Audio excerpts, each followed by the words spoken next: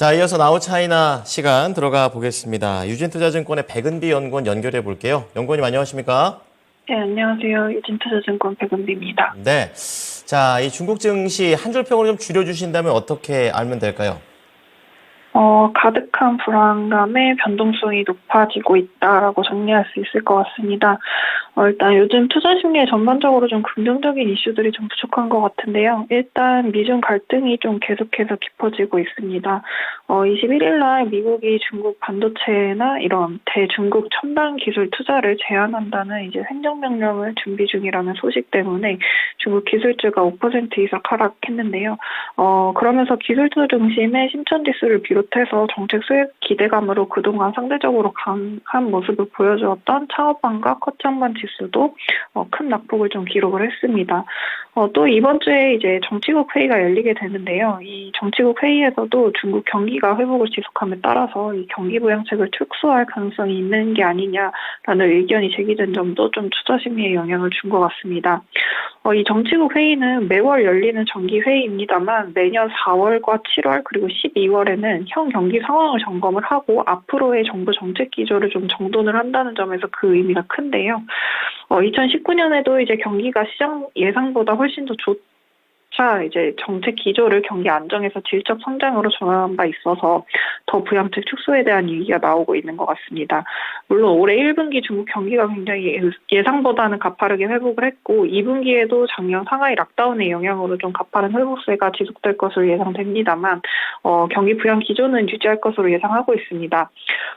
왜냐하면은 경기가 회복을 하고 있긴 하지만 세부적으로 살펴보면 여전히 청년 실업률은 매우 높고 가처분 소득 증가율은 여전히 코로나 이전만 못하고 있는 상황입니다.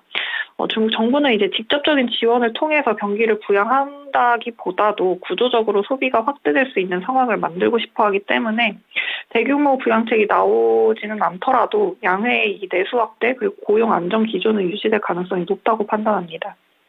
네. 자, 불안감은 결국에 중국 내부에도 있는 거고 중국 바깥에서도 있는 것 같습니다. 자, 그렇다면은 이제 한국 투자자들이 봐야 될 중국의 중요한 이슈들 어떤 게 있을까요, 연구원님? 네, 일단 첫 번째로 이제 노동절 장기 연휴입니다. 내일 모레부터 중국의 노동절 장기 연휴가 시작이 되는데요. 리오프닝 이후에 이제 첫 장기 연휴는 이제 춘절이긴 했습니다만 당시에는 아무래도 리오프닝이 막 진행이 됐기 때문에 코로나 감염에 대한 불안감이 컸던지라 해외 여행 수요의 효과가 좀 덜했다면 노동절은 이제 코로나 감염 안정이 된 이후에 처음 맞는 장기 연휴라는 점이 좀 특별하다고 보여집니다. 이런 영향 때문에 이제 중국인들의 해외여행 수요가 급증을 했는데요. 일단 우리나라는 단체 여행 허용 국가 리스트에 없는데도 불구하고 중국인들의 해외여행 목적지에서 방콕과 싱가포르에 의해서 3위를 기록했다는 점이 긍정적입니다. 또 연휴 시작일부터 중국 입국 전 이제 PCR 검사가 신속 항원으로 대체되기 때문에 왕래가 더 용이해진다는 점도 향후 여행 수요 증가를 이끌 것으로 예상하고 있습니다. 또 이제 중국의 관광객이 늘어난다면 이제 우리나라 상권도 활기를 띨 것으로 좀 전망을 하고 있는데요. 대한항공회의소에 따르면 이제 중국 관광객들의 평균 소비 지출액이 1,546달러로 이제 미국과 일본에 비해서 많았고 지출액의 76%가 화장품과 향수라고 합니다. 또 즐겨 찾는 쇼핑 장소도 백화점으로 나타났기 때문에 화장품이나 백화점 등 이런 기업들의 실적 개선을 기대해 볼 만할 것 같고요. 두 번째는 이제 중국의 부동산 시장 살리기 움직임입니다. 제로 코로나 정책이 3년간 유지가 되면서 중국의 초과 저축이 굉장히 많이 늘어난 상황입니다. 리오프닝에도 불구하고 이제 가계 예금은 여전히 빠른 속도로 늘어나고 있는데요. 그러면서 이제 최근에 중국 정부가 시중 은행들한테 이제 예금 금리를 인하할 것을 좀 촉구를 했습니다. 이 막대한 예금들을 이제 소비랑 투자로 돌려서 좀 경기를 활성화하고자 하는 계획인 것으로 보여지는데요. 일단 중국도 인민은행이 예금 금리를 직접 설정하지를 않고 이제 금리 자율 기제를 통해서 금리를 결정을 하고 있습니다. 그래서 예금 금리가 또 인하가 되게 된다면 은행들의 수익성 개선에도 좀 긍정적인 효과가 있을 것으로 전망이 되고요. 또 이런 이렇게 수익성 부담이 없어지게 된다면 이제 중국 은행들도 부동산 이제 담보대출이라던가 이런 부분들을 좀 적극적으로 나설 것으로 예상을 하고 있습니다. 이런 부분들이 이미 확인이 되고 있긴 한데요.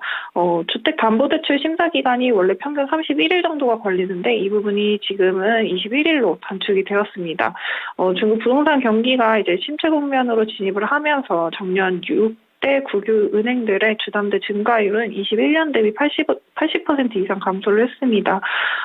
부동산 구매에 대한 민간 심리도 점차 개선되고 있기 때문에 부동산 판매는 계속돼서 개선될 가능성이 있다고 보여지고 있고요. 또 부동산 판매가 아무래도 개선이 되어야지 부동산 개발업체들의 실적이 좀 개선이 될 수가 있고 실적이 개선되어야지 부동산 투자로 이어지고 또 이는 신규 착공을 위해서 철강이나 시멘트 등 이런 자본의 수요도 증가로 이어지기 때문에 중국 부동산 경기 상황도 좀 주목해서 봐주시면 좋을 것 같습니다. 네, 중국 관광객들의 이런 소비 파워 좀 기대를 좀 해봐야 되겠고요. 돈이 돌게 하려고 중국 내부에서도 애를 쓰는 것 같습니다. 자, 그럼 마지막으로 중국의 주요 경제 지표와 일정들 어떤 게 있을까요? 네, 일단 오늘 공업기업 이익 지표가 발표가 되었습니다. 일단 1월에서 2월 공업기업 이익은 전년 동월 대비 23% 감소를 했는데 방금 발표된 1월에서 3월 이익은 21.4% 감소를 했습니다. 리오프닝에 따라서 이제 감소폭을 축소할 것으로 예상을 하긴 했지만 그 강도가 조금 약했는데요. 재고 사이클이나 PPI 이런 선행 지표들을 좀 고려를 했을 때 중국 기업 이익은 아무래도 5월까지는 바닥을 다질 가능성이 좀 크다고 보여집니다. 기업 이익 부담이 아무래도 지속이 되고 있기 때문에 정부는 이제 시장 수요 확대 그리고 시장 심리 개선 등에 주력해야만 하는 상황이라는 점, 이런 부분들이 이제 정부의 경기 부양 기조를 유지하는 데 힘을 더해주는 부분이라고 좀 판단됩니다. 네, 자, 이러한 내용들 잘 참고해보도록 하겠습니다. 감사합니다. 네, 감사합니다. 네, 자, 오늘 나우차이나는요 유진투자증권의 백은비 연구원이었습니다.